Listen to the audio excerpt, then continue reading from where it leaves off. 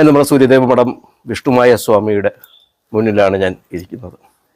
എന്തിനു വേണ്ടിയാണെന്ന് വെച്ച് കഴിഞ്ഞാൽ വരുന്ന 19-ാം തീയതി വൈകുന്നേരം മുതൽ 20-ാം തീയതിയുടെ അന്ന് ഏകദേശം 4 മണി വരെ അമാവാസിയാണ്.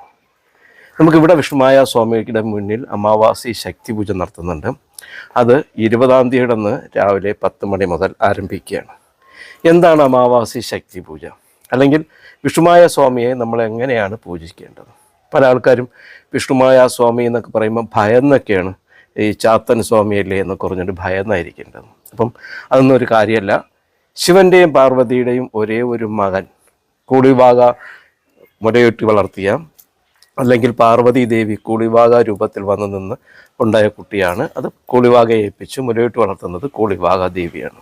അപ്പോൾ അങ്ങനെ ഉണ്ടായ കുട്ടിയാണ്, ശിവൻ്റെയും പാർവതിയുടെയും ഒരേ ഒരു കുട്ടിയാണ് ഈ പറയുന്ന വിഷ്ണുമായ. ഈ വിഷ്ണുമായ എല്ലാവർക്കും ആരാധിക്കാം. കലിയുഗത്തിൽ ജനങ്ങളെ സംരക്ഷിക്കുവാൻ വേണ്ടി ഭൂമിയിൽ ഉള്ള ദൈവമാണ് ഈ വിഷ്ണുമായ സ്വാമി, അല്ലെങ്കിൽ ശാസ്താവ്. നമ്മൾ ചാത്താവ് എന്നൊക്കെ പറഞ്ഞ് മാറിയാണ് ശാസ്താവ് എന്നായിട്ടുള്ളത്. അപ്പോൾ അതുകൊണ്ട് നമുക്ക് വിഷ്ണുമായ സ്വാമി ധൈര്യമായിട്ടും നമുക്ക് ആരാധിക്കാം. ഒരു കുഞ്ഞിനെ പോലെ, നമ്മുടെ കൂടെ ഒരു സുഹൃത്തിനെ പോലെ, നമ്മൾ ഇഷ്ടപ്പെട്ട് സ്നേഹിച്ച് വിളിച്ചു കഴിഞ്ഞാൽ കൂടെ ഒരു സുഹൃത്തിനെ പോലെ നമ്മുടെ കൂടെ എപ്പോഴും ഉണ്ടാകും. കഴിഞ്ഞ 30 വർഷം കൊണ്ട് എൻ്റെ കൂടെയുള്ള എൻ്റെ ഉപാസനാമൂർത്തിയായിട്ട് നിൽക്കുന്ന ആളാണ് വിഷ്ണുമായ സ്വാമി. അതുകൊണ്ട് ഈ വരുന്ന അമാവാസി ദിവസം, അതായത് അമാവാസി എന്ന് പറയുന്നത് 19-ാം തീയതി വൈകുന്നേരം മുതൽ ആരംഭിക്കും. നമുക്ക് ഇവിടുത്തെ പൂജ എന്ന് പറയുമ്പോൾ ഉച്ചയ്ക്കാണ്, അമാവാസി ശക്തി പൂജ ഉച്ചയ്ക്കാണ് കൊടുക്കുന്നത്. കാരണം ആൾക്കാർക്ക് വരുവാനുള്ള ബുദ്ധിമുട്ട് കൊണ്ടാണ് നമ്മൾ അങ്ങനെ ചെയ്തിട്ടുള്ളത്. അതായത് ഒരു 4, 4:30, 5 മണി വരെ അമാവാസി തിഥിയുണ്ട്. അപ്പോൾ അതനുസരിച്ചാണ് നമ്മളത് ചെയ്യുന്നത്. വരുന്ന സമയത്ത് നിങ്ങൾക്ക് പറ്റുമെങ്കിൽ ഒരു തേങ്ങ, വീടിനൊരു 3 വലത് ഒഴിഞ്ഞിട്ടൊരു തേങ്ങ കൊണ്ടുവരിക, അമാവാസി ശക്തി പൂജയ്ക്ക് വരുന്നവർ. പിന്നെ ഇവിടെ നിന്നൊരു ചീട്ടെഴുതേണ്ടതായിട്ടുണ്ട്. അത് കഴിഞ്ഞതിന് ശേഷം നമുക്ക് കുറച്ച് ചടങ്ങ് ഇവിടെ, അത് കൗളാചാര പ്രകാരമുള്ള ചടങ്ങുകളൊക്കെയാണ് ഇവിടെ ഉള്ളത്. താഴെ ദേവിക്ക്, വിഷ്ണുമായ കുബേരസ്വാമിക്കൊക്കെ അല്ലാതെയാണ്. ഇവിടെ മാത്രമേ കൗളാചാര പ്രകാരം അറിയാം, വിഷ്ണുമായെക്കുറിച്ച് അറിയാമെന്നുള്ള എല്ലാവർക്കും അറിയാം. കൗളാചാര പ്രകാരമുള്ള പൂജകളാണ് ഇവിടെ നടക്കുന്നത്. അപ്പം ആ പൂജ നടത്താവുന്നതാണ്. അപ്പോൾ ഞാനിത് പ്രത്യേകിച്ച് പറയുവാനുള്ള മെയിൻ കാരണം, അപ്പം നമുക്ക് പല ആൾക്കാരും എന്നെ വിളിച്ച് ചോദിച്ചിട്ടുണ്ട്, സാറേ അവിടെ നിന്ന് വിഷ്ണുമായ സ്വാമിയെ തൊഴുത് കഴിഞ്ഞാൽ വേറെ വല്ല പ്രശ്നമുണ്ടോ എന്നൊക്കെ ചോദിച്ചിട്ടുണ്ട്. അങ്ങനെ ഒരു പ്രശ്നമില്ല കേട്ടല്ലോ. വിഷ്ണുമായ സ്വാമിയെ നമ്മൾ എന്താ പറയുക, നല്ലവണ്ണം സ്നേഹിച്ച് വിളിച്ചാൽ അദ്ദേഹം നമ്മുടെ കൂടെ ഉണ്ടാവും. നമ്മളെ ഈ ദ്രോഹിക്കുവാനോ മറ്റോ അല്ല കൂടെ നിൽക്കുന്നത്. നമ്മുടെ കൂടെ നിൽക്കുന്നത് നമ്മുടെ എഴുന്നേറ്റത്തിന് വേണ്ടി, അല്ലെങ്കിൽ നമ്മുടെ സംരക്ഷണത്തിന് വേണ്ടി, അല്ലെങ്കിൽ നമ്മുടെ ഉയർത്തെഴുന്നേൽപ്പിന് വേണ്ടി നമ്മുടെ കൂടെ നിന്ന് സഹായിക്കുന്ന ഒരാളാണ് വിഷ്ണുമായ. അപ്പം അതിനെക്കുറിച്ച് എന്ത് ഡൗട്ട് ഉണ്ടെങ്കിൽ എന്നെ ഒന്ന് വിളിച്ചോളൂ, ഞാൻ പറഞ്ഞുതരാം. രണ്ടാമത്, ഈ ചാത്തന്മാരെന്ന് പറയുന്ന ആ ഒരു കൺസെപ്റ്റ് ഉണ്ട്. 390 ചാത്തന്മാരെന്ന് പറയും. ഇതിൽ തന്നെ ഈ വിഷ്ണുമായാണ് ഏറ്റവും ഇളയതും കരിക്കുട്ടി സ്വാമി ഏറ്റവും മൂത്തതുമാണ്. അത് രണ്ടുപേരും ഇവിടെ ഇരിപ്പുണ്ട്. പിന്നെ മലനായാടി ഇരിപ്പുണ്ട്, കുളിവാകയുടെ പ്രതിഷ്ഠയുണ്ട്. ഇവർ 4 പേരുടെ പ്രതിഷ്ഠയാണ് നമുക്ക് സൂര്യദേവ മഠ കുബേരാശ്രമത്തിൽ ഈ കളരിയിൽ ഉള്ളത്. അപ്പോൾ വളരെ ഭംഗിയായിട്ട് നമുക്ക്, കാരണം ഒത്തിരി ആൾക്കാർ ഇവിടെ ഒന്ന് കാര്യങ്ങൾ പറഞ്ഞിട്ട് പോകുമ്പോൾ തന്നെ അവർ ഇവിടെ സാധാരണ അവരൊരു കലശം സമർപ്പിച്ചതിന് ശേഷം നമുക്ക് എന്തെങ്കിലും ഒരു ആഗ്രഹം നടക്കണം. ഇപ്പോൾ ഉദാഹരണം, ഒരു വീട് വിൽക്കണം അല്ലെങ്കിൽ ഒരു വസ്തു വിൽക്കണം എന്നുള്ള ആൾക്കാർക്കാണെങ്കിൽ ഇവിടെ വന്നൊരു കലശം നടത്തിയതിന് ശേഷമാണ് അവർ പോകുന്നത്. അപ്പോൾ ആ രീതി അനുസരിച്ച് നമുക്ക് ആ കലശം നടത്തുമ്പോൾ തന്നെ നമുക്ക് വളരെ നല്ലൊരു മാറ്റം നമുക്ക് അതിനകത്തുണ്ടാവും.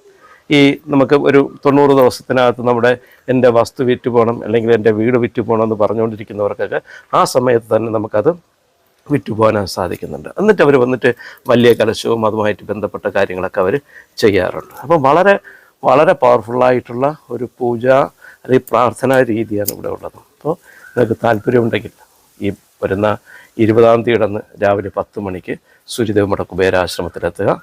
വിഷ്ണുമായ സ്വാമിയുടെ കലശ ശക്തി പൂജയിൽ പങ്കെടുക്കുക. ശക്തി പൂജയിൽ പങ്കെടുക്കുന്നതെന്ന് പറയുമ്പോൾ അറിയാമല്ലോ, അത്രയും പവർഫുള്ളാണ്. ഇനി മറ്റൊരു കാര്യം കൂടി ഓർമ്മിപ്പിക്കാൻ വേണ്ടി, നമുക്ക് സാധാരണ ഞാൻ എപ്പോഴും പറയാറുള്ളൊരു കാര്യമുണ്ട്, അമാവാസി ദിവസം ചെയ്യേണ്ട കുറച്ച് കാര്യങ്ങളുണ്ട്. അത് നിങ്ങൾക്ക് പറ്റുമെങ്കിൽ വീട്ടിൽ ചെയ്യാം. അതും ഈ പൂജയുമായിട്ട് യാതൊരു ബന്ധമില്ല. അത് നമ്മുടെ ഓറയിലുള്ള നെഗറ്റീവ് എനർജി ഡിസ്ചാർജ് ചെയ്യാൻ പറ്റുന്ന ഒരു രീതിയാണ്. നമ്മുടെ ഓറ എന്ന് പറയുമ്പോൾ എല്ലാ വ്യക്തികളുടെയും ശരീരത്തിന് ചുറ്റും ഒരു പ്രകാശവലയമുണ്ട്. അതിലുണ്ടാവുന്ന വിള്ളലുകളിൽ, അല്ലെങ്കിൽ അതിലുണ്ടാവുന്ന കണക്ഷൻസ് ഡിസ്കണക്ട് ചെയ്യാൻ പറ്റുന്ന ഏറ്റവും വലിയൊരു ദിവസമാണ് ഈ പറയുന്ന അമാവാസി ദിവസം. പൗർണമി ദിവസം എനർജീസ് ചെയ്യുവാനും അമാവാസി ദിവസം നെഗറ്റീവ് എനർജി ഡിസ്ചാർജ് ചെയ്യാനും പറ്റുന്നതാണ്. അതെങ്ങനെയെന്ന് വെച്ച് കഴിഞ്ഞാൽ, കുറച്ച് വറ്റൽമുളക്, ഈ ഉണക്കമുളക് ഉണ്ടല്ലോ, ഉണക്കമുളക്, കുറച്ച് കടുക്, ഒരു പാക്കറ്റ് കല്ലുപ്പ്, അതിൻ്റെ ഇതെല്ലാം കൂടെ ഒന്ന് മിക്സ് ചെയ്തതിന് ശേഷം ഒരാൾ നിർത്തിയിട്ട് ആദ്യം ആൻറ്റി ക്ലോക്ക് വൈസിലൊരു 3 പ്രാവശ്യം ഒഴിയുക, പിന്നെ ക്ലോക്ക് വൈസിൽ ഒരു 9 പ്രാവശ്യം ഒഴിഞ്ഞതിന് ശേഷം, 9 പ്രാവശ്യം ഒഴിയാൻ പറ്റിയില്ലെങ്കിൽ 3 ആയിരുന്നാലും മതി, ഒരു 9 പ്രാവശ്യം ഒഴിഞ്ഞതിന് ശേഷം നമ്മുടെ വീടിൻ്റെ തെക്ക് ഭാഗമാണ് ഏറ്റവും നല്ലത്. തെക്ക് ഭാഗത്ത് കുറച്ച് തീ കൂട്ടിയതിന് ശേഷം ഈ ഒഴിഞ്ഞ ആ മുളകും ഈ കടുകും ഉപ്പും കൂടെ അതിനകത്തോട്ട് കത്തിച്ച് കളയുക. അങ്ങനെ ഒരു 3 പ്രാവശ്യം, ഒരു അമാവാസിയിൽ നിന്ന് ഒരു വ്യക്തിക്ക് 3 പ്രാവശ്യമാണ് ചെയ്യേണ്ടത്. ആദ്യം 3 പ്രാവശ്യം ആൻറ്റി ക്ലോക്ക് വൈസിൽ, പിന്നെ 9 പ്രാവശ്യം ക്ലോക്ക് വൈസിൽ ഒഴിയുക, അതവിടെ ഇട്ട് കത്തിക്കുക. അങ്ങനെ എല്ലാവർക്കും, വീട്ടിലുള്ള എല്ലാ മെമ്പേഴ്സിനും നിങ്ങളങ്ങനെ ഒഴിഞ്ഞിട്ട് കത്തിച്ചു വയ്ക്കുക. നിങ്ങൾക്കുണ്ടാവുന്ന ദൃഷ്ടിദോഷവും വിളിദോഷവും മറ്റുള്ള സകലമാന ദോഷങ്ങൾക്കും ഒരു പരിധിവരെ അതിൽ നിന്ന് രക്ഷപ്പെടാൻ പറ്റും. അത്രയും പവർഫുള്ളാണ്. ഞാൻ ഒത്തിരി വീഡിയോകൾ ഞാൻ പറഞ്ഞിട്ടുണ്ട്. അമാവാസിയുടെ അന്ന് നമുക്ക് ചെയ്യേണ്ടത്, നമ്മുടെ ഓറ ക്ലൻസ് ചെയ്യാൻ വേണ്ടി നമ്മൾ ചെയ്യേണ്ട ഒരു എനർജൈസായിട്ട് നല്ല അത്രയും പവർഫുള്ളായിട്ടുള്ള ഒരിതാണ് നമ്മുടെ ഈ ക്ലൻസിങ് ചെയ്യുന്ന രീതി. പറ്റുന്നതിന് ശേഷം നമുക്ക് ഒഴിഞ്ഞ്, അത് സന്ധ്യയ്ക്ക് ശേഷമാണ് ചെയ്യണം. കഴിഞ്ഞ പ്രാവശ്യം സമയം പറഞ്ഞിട്ടില്ല എന്ന് പറഞ്ഞാൽ പരാതി വന്നിട്ടുണ്ട്. സന്ധ്യ കഴിഞ്ഞിട്ട് വിളക്ക് കത്തിച്ചതിന് ശേഷമാണ് ഇത് ചെയ്യേണ്ടത്. അത് കഴിഞ്ഞിട്ട് പറ്റുമെങ്കിൽ കുളിക്കാൻ കഴിയുമില്ല, ആരും സന്ധ്യയ്ക്ക് ശേഷം കുളിക്കാൻ പാടില്ലെന്നൊക്കെയാണ് നമ്മൾ പറയാറുള്ളത്. എന്നാൽ ആ ഒരു ഉപ്പിട്ട വെള്ളത്തിൽ ഒന്ന് കൈയും കാലൊക്കെ ഒന്ന് കഴുകുക, അതാണ് ഏറ്റവും നല്ലത്. രാവിലെ എണീച്ച് നമ്മൾ കുളിക്കുമ്പം ആ വെള്ളത്തിൽ 1-2 പിടി കല്ലുപ്പൊടി ഇട്ടതിന് ശേഷം ഒന്ന് മിക്സ് ചെയ്ത് നമ്മൾ കുളിക്കുക. ഇത്രയും കാര്യങ്ങൾ നിങ്ങൾ ചെയ്തു നോക്കൂ. എന്തെങ്കിലും ഡൗട്ട് ഉണ്ടെങ്കിൽ ഞാനൊന്ന് വിളിച്ചോളൂ. അടുത്തൊരു എപ്പിസോഡുമായിട്ട് കാണുന്നതായിരിക്കും. നന്ദി, നമസ്കാരം.